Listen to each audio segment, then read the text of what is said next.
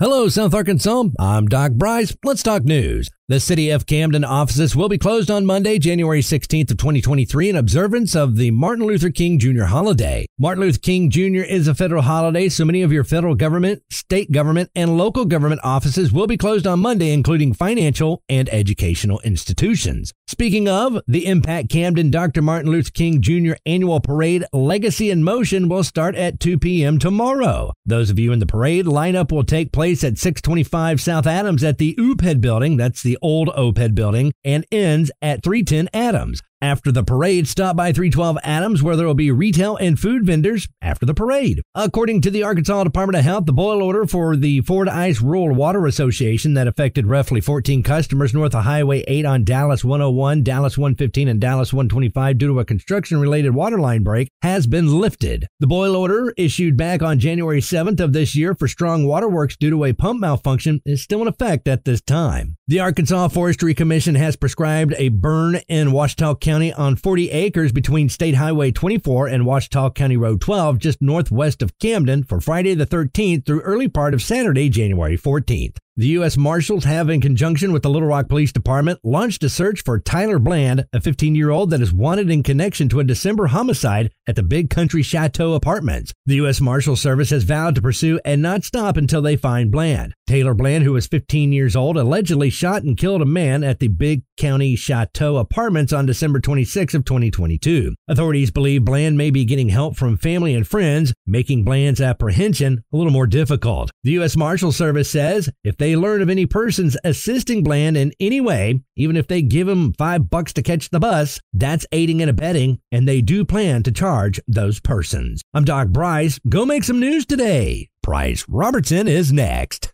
From the Radio Works newsroom, I'm Price Robertson with the rundown of today's news. Arkansas Governor Sarah Sanders signed an executive order this week banning the use of the term Latinx, Latinx, and its derivatives from all official Arkansas government communications. The former Trump White House press secretary signed 7 orders on her first day as governor this past Tuesday, generally focused on red meat issues like Latinx, the use of TikTok on government devices, and a review on the teaching of critical race theory in schools. The term Latinx is a gender-neutral form of Latino or Latina that gains some traction among progressive circles as an inclusive term. Since its inception, though, the term has been criticized for being unpronounceable in Spanish, and some have said it diminishes Spanish language inclusion.